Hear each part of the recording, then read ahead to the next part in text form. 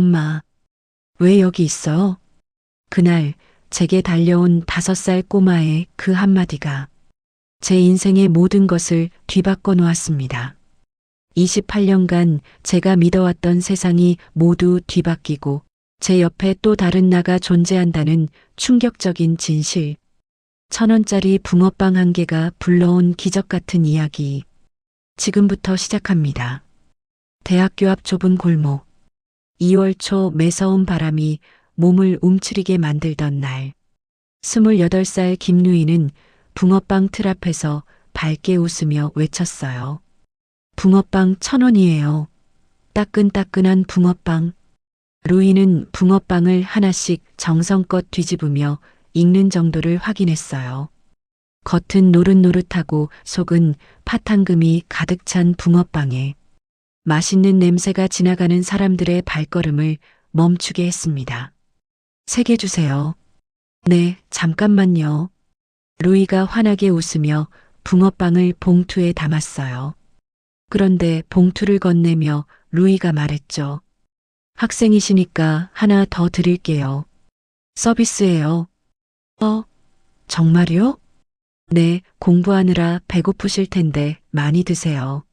손님이 고맙다며 받아가는 모습을 보며 루이는 흐뭇하게 웃었어요. 사실 루이의 하루는 바빴습니다. 아침 6시에 일어나 엄마 아침을 챙겨드리고 오전엔 편의점 아르바이트, 오후부터 저녁까지 붕어빵 장사, 밤에는 취업 공부를 했죠. 작년에 대학을 겨우 졸업했어요. 28이라는 늦은 나이에 등록금을 모으느라 휴학을 4번이나 했거든요. 하지만 아직도 남아있는 융자금을 갚기에는 역부족이라 고민이 많지만 루이는 늘 밝았습니다. 루희야, 넌 참 착하다. 어쩜 힘든 기색 없이 그렇게 웃음이 예쁘니? 떡볶이 가게 아주머니가 자주 말했어요. 루이는 그럴 때마다 웃으며 대답했죠. 웃어야 복이 와요. 바로 그때였습니다. 갑자기 어린아이의 울음소리가 들렸어요. 엄마. 루이가 고개를 돌리는 순간 5살쯤 되어 보이는 남자아이가 비틀거리며 달려오고 있었습니다. 아이의 얼굴은 눈물과 콧물로 범벅이었고 고급스러운 브랜드 옷은 먼지투성이었어요. 분명 미아가 된 것 같았죠. 루이는 본능적으로 아이에게 다가가 몸을 낮췄습니다. 무릎을 꿇고 아이와 눈높이를 맞추며 물었어요. 얘, 괜찮아? 어디 다친 데는 없어? 그런데 아이는 루이의 목을 껴안으며 더욱 격하게 울기 시작했습니다. 엄마, 엄마. 무서웠어요. 루이는 당황해서 아이를 떼어내려 했어요. 얘야, 나는 내 엄마가 아니야. 진정하고. 아니에요. 엄마 맞아요. 아이는 루이의 앞치마를 꽉 붙잡으며 소리쳤어요. 엄마 목소리예요. 엄마 냄새도 나요. 제발, 저버리지 마세요. 주변 사람들이 하나둘 모여들기 시작했습니다. 저 여자가 애 엄마 맞나? 아닌 것 같은데. 애가 완전 명품 옷 입었네. 유괴범 아냐? 수군거리는 소리에 루이는 더욱 당황했어요. 손이 떨렸고 등에는 식은땀이 흘렀죠. 괜찮아, 괜찮아. 집이 어디야? 가족은 어디 있어? 백화점이요. 그런데 할머니가 갑자기 안 보여요. 아이는 루이의 품에서 계속 울었습니다. 루이는 아이를 진정시키려 붕어빵을 꺼냈어요. 갓 구워 김이 모락모락 나는 따뜻한 붕어빵을 종이컵에 담아 건넸죠. 자, 이거 먹으면서 기다리자. 할머니 금방 오실 거야. 아이는 떨리는 손으로 붕어빵을 받았고 한 입 베어 물자 울음이 조금씩 잦아들었습니다. 이름이 뭐야? 박준우요. 루이는 붕어빵으로 아이를 진정시키며 생각했어요. 경찰에 신고해야지. 하지만 루이는 몰랐습니다. 이 만남이 자신의 인생 전부를 바꿔놓을 거라는 것을. 10분 후 그 아이의 가족이 나타났을 때 제 세상은 완전히 뒤집혔습니다. 10분쯤 지났을까요? 루이가 핸드폰을 꺼내 경찰에 신고하려 할 때였습니다. 갑자기 골목 입구가 소란스러워졌습니다. 준우야, 준우야. 여러 사람들의 외침소리가 들렸고 곧이어 까만색 고급 세단 세 대가 골목 앞에 급정거했어요. 차 문이 열리자 검은 정장을 입은 경호원들이 우르르 쏟아져 나왔습니다. 그 뒤로 80대쯤 되어 보이는 할머니가 황급히 내렸어요. 고급 코트를 입은 할머니의 얼굴은 하얗게 질려 있었고 숨이 가쁘게 쉬며 격앙된 목소리로 달려왔습니다. 준우야, 우리 준우. 준우는 할머니를 보자 다시 울음을 터뜨렸어요. 할머니. 할머니가 준우를 안으려는 순간이었습니다. 할머니의 시선이 루이에게 닿았어요. 그 순간 할머니의 온몸이 굳어졌습니다. 입이 벌어졌고 눈이 커졌고 손이 떨렸어요. 마치 유령이라도 본 듯한 표정이었죠. 어떻게 이럴 수가. 할머니는 준우를 안는 것도 잊은 채 루이를 빤히 쳐다봤습니다. 뒤따라 오던 차에서 50대 남자가 황급히 달려왔습니다. 어머니, 준우 찾았어요? 준우야. 남자도 루이를 보는 순간 말을 멈췄습니다. 얼굴이 경직되고 입술이 파르르 떨리며 순간적으로 휘청거렸죠. 경호원이 얼른 남자를 부축했습니다. 사장님, 괜찮으십니까? 하지만 남자는 대답도 하지 않고 계속 루이만 쳐다봤어요. 경호원들도 하나둘 루이를 보기 시작했습니다. 저 여자, 아가씨랑 똑같잖아. 쌍둥이야? 아니면. 주변이 소란스러워졌어요. 루이는 이 모든 상황이 너무 당황스러웠습니다. 왜 저렇게 날 쳐다보는 거지? 내가 뭘 잘못했나? 혹시 유괴범으로 오해받는 건 아니겠지? 손이 떨렸고 심장이 빠르게 뛰었어요. 할머니가 떨리는 발걸음으로 루이에게 다가왔습니다. 가까이서 본 할머니의 눈에는 눈물이 가득했어요. 학생, 이름이 뭐예요? 할머니의 목소리는 떨리고 있었습니다. 이루희예요. 생년월일은? 루이는 이상한 질문에 당황했지만 대답했어요. 5월 15일이요. 그런데 왜 그러세요? 그 순간 할머니가 그 자리에 주저앉았습니다. 어머니. 남자가 달려와 할머니를 부축했지만 할머니는 계속 루이를 보며 울고 있었어요. 로희야. 우리 로희야. 저는 로이가 아니라 루희예요. 이루희. 루희의 목소리도 떨리기 시작했습니다. 할머니는 겨우 정신을 차리고 일어섰습니다. 미안해요. 학생. 할머니는 눈물을 닦으며 루이에게 고개를 숙였어요. 준우를 돌봐줘서 정말 고마워요. 남자가 다가와 명함을 꺼냈어요. 손이 떨려서 명함을 떨어뜨릴 뻔했죠. 학생, 준우를 도와줘서 정말 감사합니다. 혹시 연락처를 받을 수 있을까요? 아니에요. 당연한 일을 한 거예요. 루이는 뒤로 물러서며 손사래를 쳤어요. 이 상황이 너무 부담스러웠거든요. 할머니가 가방에서 두툼한 봉투를 꺼냈습니다. 제발, 이건 받아주세요. 부탁이에요. 아니에요. 정말 괜찮아요. 제발이요. 학생.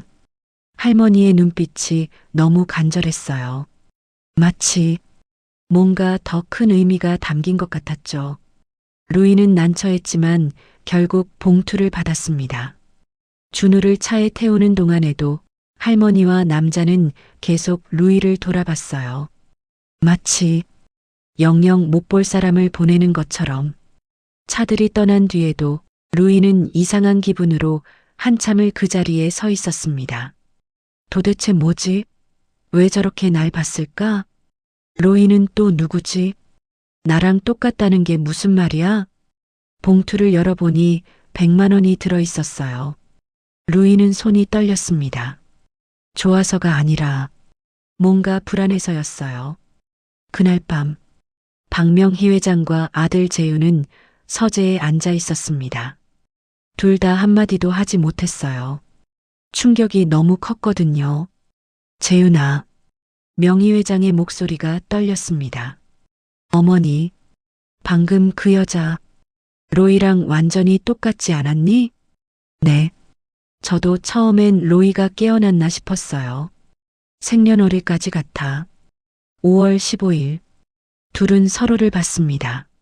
어머니, 설마 28년 전 그날 혹시 명희 회장은 떨리는 손으로 서랍을 열었어요. 노랗게 바랜 신문 기사가 들어 있었죠. 명성 여성병원 대형 화재.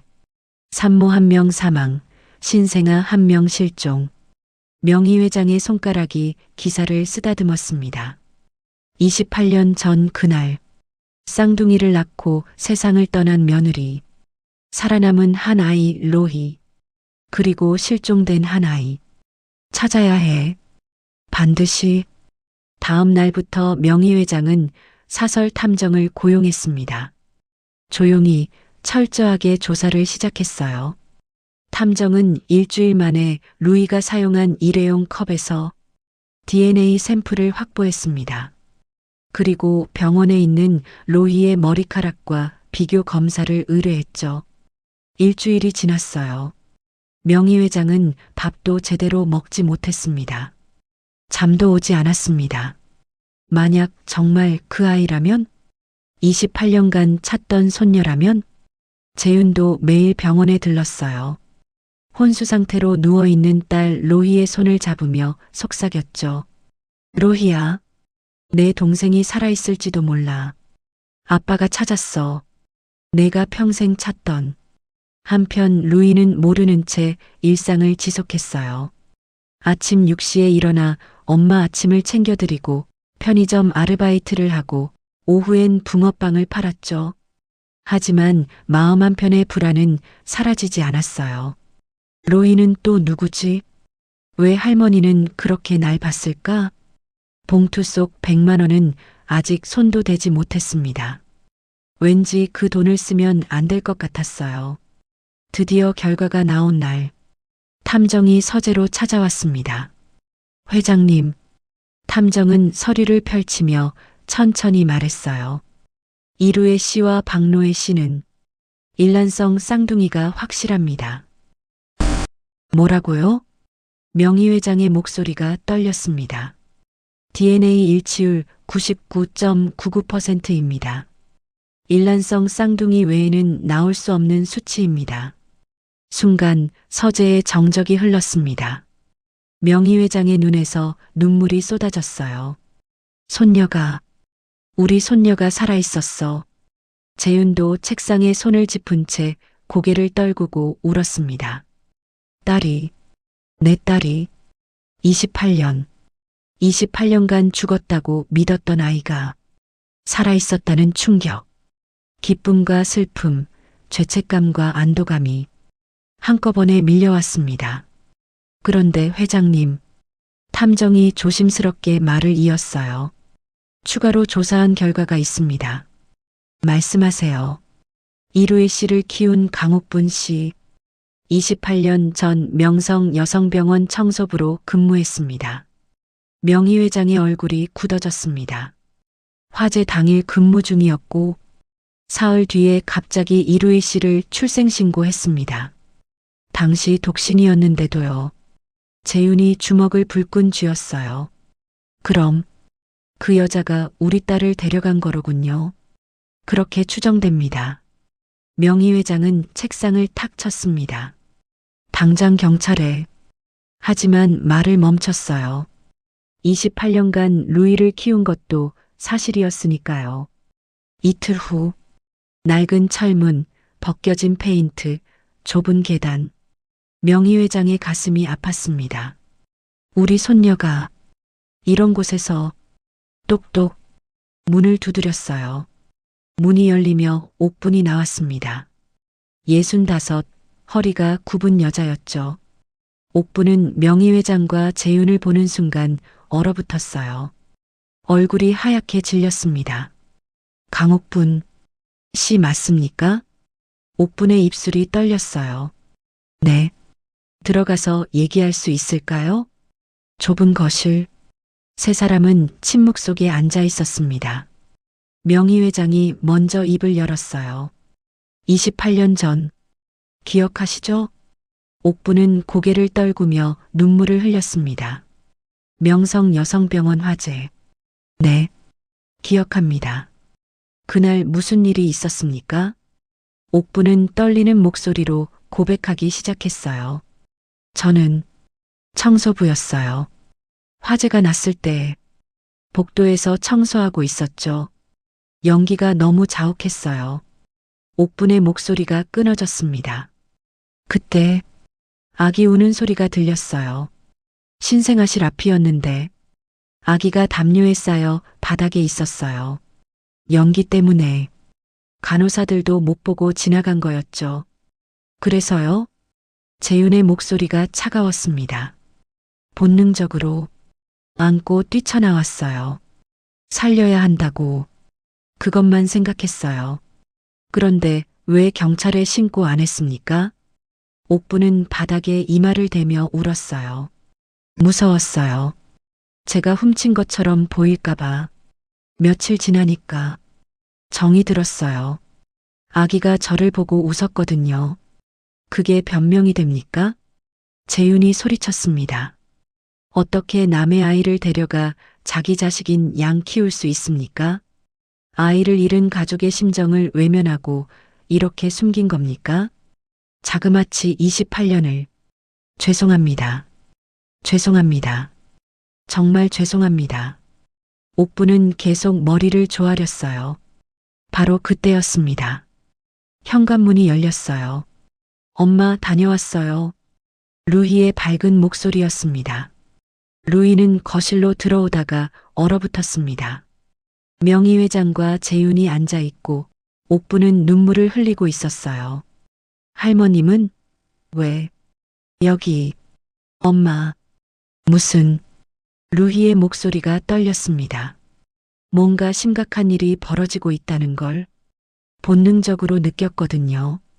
명의회장이 일어서며 루희에게 다가왔습니다. 당황스럽겠지만 할 얘기가 있어요. 무슨 앉아요.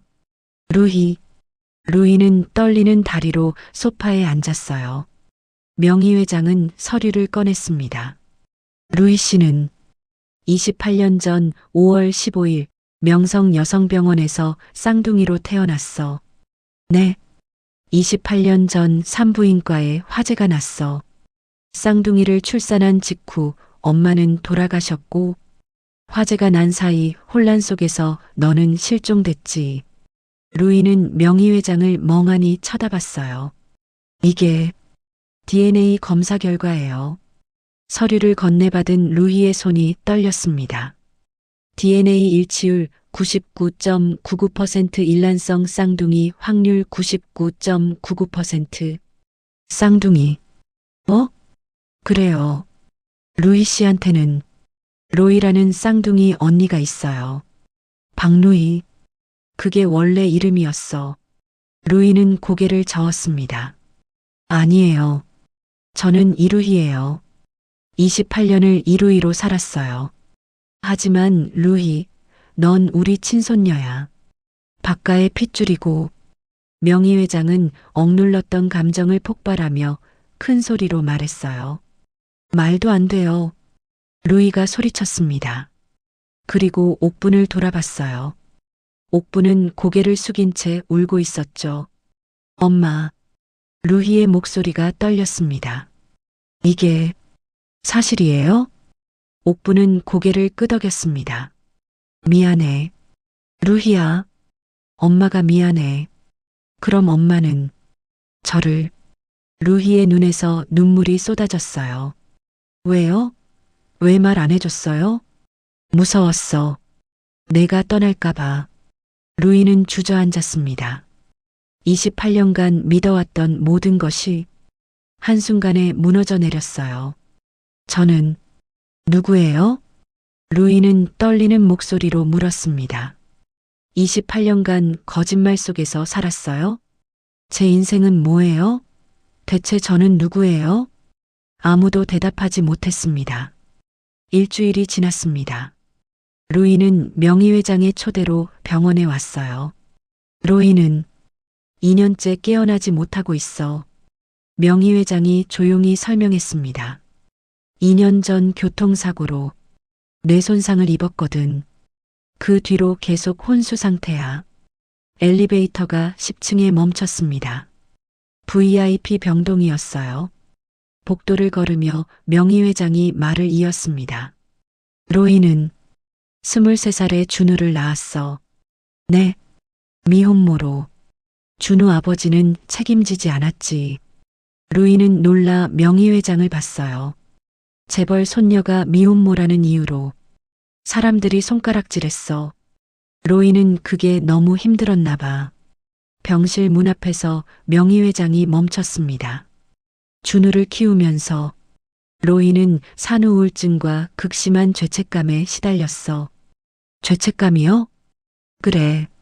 명의회장은 눈물을 닦으며 말했습니다. 로이는 어릴 때부터 알고 있었어. 자신에게 쌍둥이 동생이 있었다는 것. 화재로 동생을 잃었다는 것. 그 아이는 평생을 자책하며 살았어. 내가 살고 동생이 죽었다고.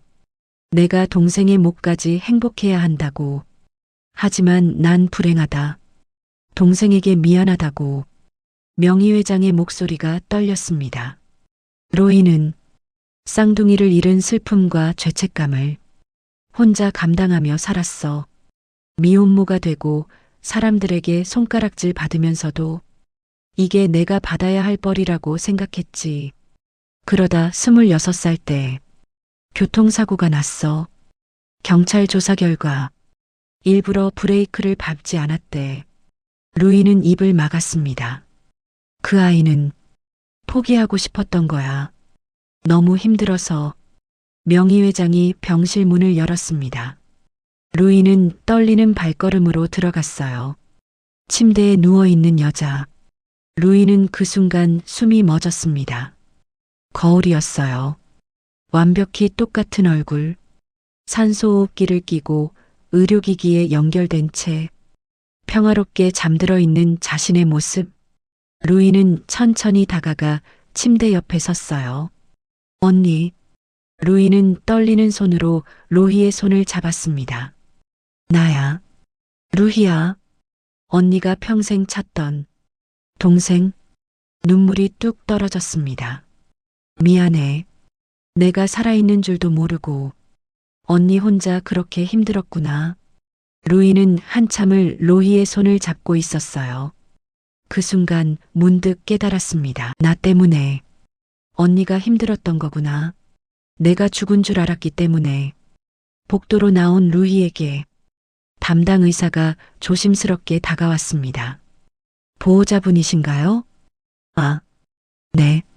박로희 씨는 현재 급성 재생불량성 빈혈로 면역 체계가 극도로 약해진 상태입니다. 재생불량성 빈혈이요? 네. 골수가 제 기능을 하지 못해서 백혈구, 적혈구, 혈소판이 제대로 만들어지지 않아요. 이 상태로는 감염에 취약하고 혼수 상태에서 깨어나기 힘듭니다. 의사는 잠시 말을 멈췄다가 이었습니다. 하지만 일란성 쌍둥이의 골수 이식은 100% 일치하는 완벽한 매칭입니다. 골수 이식으로 조혈 기능을 회복하고 면역 체계를 정상화하면 깨어날 확률이 60% 이상으로 올라갑니다. 루이는 침대 너머로 로이를 바라봤어요. 물론 강제는 아닙니다. 골수 기증은 결코 쉬운 일이 아니거든요. 의사가 조심스럽게 덧붙였습니다. 루이는 복도 창밖을 내다봤어요. 그리고 복도 끝에서 기다리는 준우를 봤죠. 5살 아이가 할머니 손을 잡고 서 있었어요. 2년째 엄마를 기다리고 있구나. 루희의 마음속에서 무언가가 천천히 자라나기 시작했습니다. 그날 밤 반지하 집의 작은 식탁. 옥분과 마주 앉은 루희. 옥분이 끓여준 라면을 먹으며 루희는 오늘 본 것들을 떠올렸어요. 침대에 누운 자신과 똑같은 얼굴. 2년째 엄마를 기다리는 5살 준우. 평생 죄책감에 시달린 언니의 이야기. 엄마. 응? 나. 골수 기증하려고. 옥분의 젓가락이 멈췄어요. 루희야. 언니를 깨울 수 있대. 60% 확률로.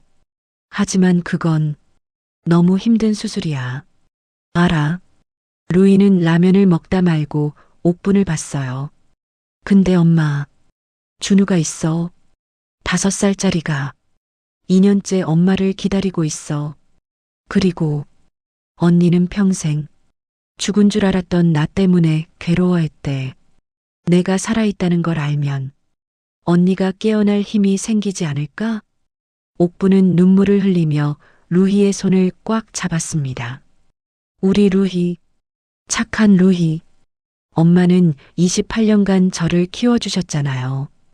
가난해도 따뜻하게. 이제 제가 줄 차례인 것 같아요. 옥부는 딸을 꽉 안았어요. 엄마는 내가 어떤 선택을 하든 지지할게. 항상 내 편이야. 고마워요, 엄마. 다음 날 아침, 루이는 명의회장에게 전화를 걸었어요. 할머니, 루희야? 명의회장의 목소리가 떨렸습니다. 골수 기증? 하겠어요. 전화 너머로 명의회장이 울음을 터뜨리는 소리가 들렸습니다. 고맙다. 정말 고맙다, 우리 손녀. 수술은 4시간 동안 진행됐습니다. 병원 복도에서는 명의회장, 재윤, 옥분이 초조하게 기다렸어요. 준우는 명의회장 무릎에서 잠들어 있었죠. 세 사람은 한마디도 하지 못했어요. 그저 수술실 문만 바라볼 뿐이었습니다. 드디어 수술실 문이 열렸습니다. 성공했습니다. 골수 채취 잘 됐고 곧 로이 씨에게 이식하겠습니다. 모두가 안도의 한숨을 내쉬었어요. 명의회장과 옥부는 서로를 바라보며 조용히 고개를 끄덕였습니다. 28년의 시간이 만든 복잡한 감정이 그 눈빛 속에 담겨 있었죠. 로이는 회복실에서 깨어났고 로이에게는 골수가 이식됐습니다. 그리고 기다림이 시작됐어요. 1주일, 2주일, 한 달. 로이는 허리 통증을 참으며 매일 로이를 찾아갔습니다. 언니, 나야. 나 여기 있어. 살아있어. 그러니까 언니도 일어나. 준우가 기다려. 2달이 지났어요. 어느 새벽이었습니다. 루희의 전화가 울렸어요. 루희 씨, 로이 씨 뇌파가 급격히 증가하고 있습니다. 루이는 서둘러 병원으로 달려갔어요. 병실엔 이미 명의회장과 재윤이 도착해 있었죠. 손가락이 움직여요. 간호사가 외쳤습니다. 눈꺼풀도 떨리고 그 순간 로희의 눈이 천천히 떴습니다. 로희야. 명의회장이 울음을 터뜨렸어요. 로이는 흐릿한 눈으로 주변을 봤어요. 명의회장, 아버지 재윤, 그리고 낯선 듯 익숙한 얼굴. 로희의 눈이 커졌어요. 거울? 로이는 눈물을 흘리며 다가갔습니다. 로이는 떨리는 손을 들어 루이를 향해 뻗었어요. 동생? 응, 언니. 나야. 루이가 로이의 손을 잡았습니다. 살아있었어. 정말? 응, 살아있었어. 미안해, 언니. 미안하긴. 동생이. 로희의 눈에서 눈물이 흘렀습니다. 평생 혼자 있게 해서. 아니야. 이제 만났잖아. 2사람은 손을 꽉 잡고 울었어요. 28년 만의 재회였습니다. 문 밖에서 지켜보던 준우가 조심스럽게 병실로 들어왔어요. 엄마, 로이는 아들의 목소리에 고개를 돌렸습니다. 준우야. 준우는 울음을 터뜨리며 엄마에게 달려갔어요. 로이는 한 손으로는 아들을, 한 손으로는 동생을 붙잡고 한참을 울었습니다. 1년이 지났습니다. 대학교 앞 좁은 골목. 그곳에 작은 카페가 생겼어요. 이름은 쌍둥이 베이커리. 루희와 로이가 함께 운영하는 카페였죠.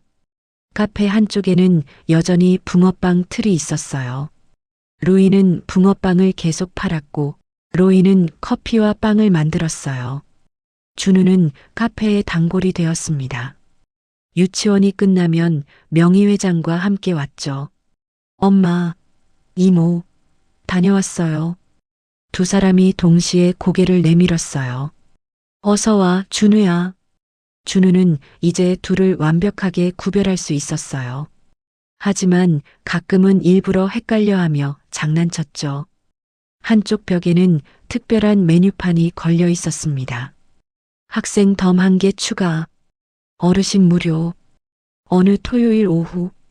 카페에 가족들이 모두 모였습니다. 명의회장, 재윤, 로희, 루희, 준우, 그리고 옥분까지 큰 테이블에 둘러앉아 차를 마시며 이야기를 나눴어요. 옥분은 이제 자연스럽게 가족 모임에 참석했어요.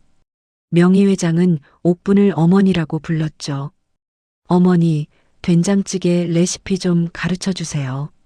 루이가 그걸 제일 좋아한다던데. 아이고, 회장님께서 직접 하실 건 아니시잖아요. 손녀를 위해서라면 뭐든 배우고 싶어요. 두 사람은 웃으며 대화를 나눴어요. 루이는 창밖 노을을 보며 생각했습니다. 1년 전 자신은 혼자였어요. 옥분 엄마만이 전부였죠. 하지만 지금은 할머니, 아버지, 쌍둥이 언니, 조카, 그리고 여전히 곁에 있는 엄마까지. 루희야.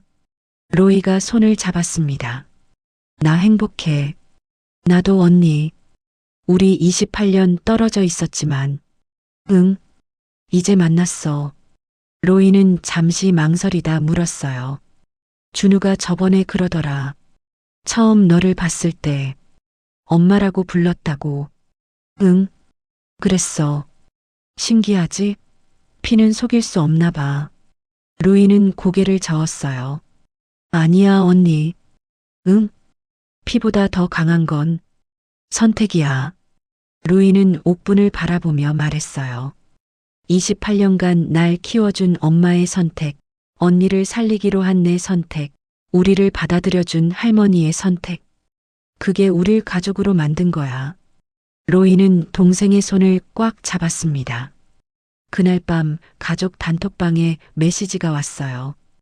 오늘도 고마웠어요. 사랑해요. 우리 가족 모두. 곧 답장이 쏟아졌습니다. 할머니도 사랑한다. 손녀들아. 잘 자거라 딸들아. 내 동생아 나도 사랑해. 루희야 엄마도 사랑해. 이모 나도 사랑해요. 할머니, 할아버지, 엄마, 이모 할머니 모두 사랑해요. 루이는 웃으며 휴대폰을 넣었습니다. 창밖으로 밤하늘의 별이 반짝였어요. 마이너스. 다음 날 아침 대학교 앞 골목에서 루희의 밝은 목소리가 울려 퍼졌습니다. 붕어빵 1,000원이에요. 따끈따끈한 붕어빵. 하지만 1년 전과 달라진 게 있었어요. 바로 옆에서 로이도 함께 외치고 있었죠. 커피도 있어요. 쌍둥이 베이커리 오세요. 두 사람의 웃음소리가 겨울 아침 공기를 따뜻하게 데웠습니다. 1,000원짜리 붕어빵 1개가 28년 만에 헤어진 가족을 다시 만나게 했습니다. 이 이야기는 돈이 아닌 사람을, 복수가 아닌 용서를, 과거가 아닌 현재를 선택한 따뜻한 가족의 이야기입니다. 혹시 이 이야기를 듣는 분들 중에 힘든 분이 계실까요? 희망을 놓지 마세요. 기적은 일어납니다. 그리고 가장 중요한 것은 용서와 사랑입니다. 가족은 피로만 만들어지는 것이 아닙니다. 선택과 헌신, 그리고 사랑으로 만들어지는 것입니다. 댓글과 구독 버튼을 눌러주세요. 당신의 응원이 또 다른 누군가에게 힘이 됩니다. 감사합니다.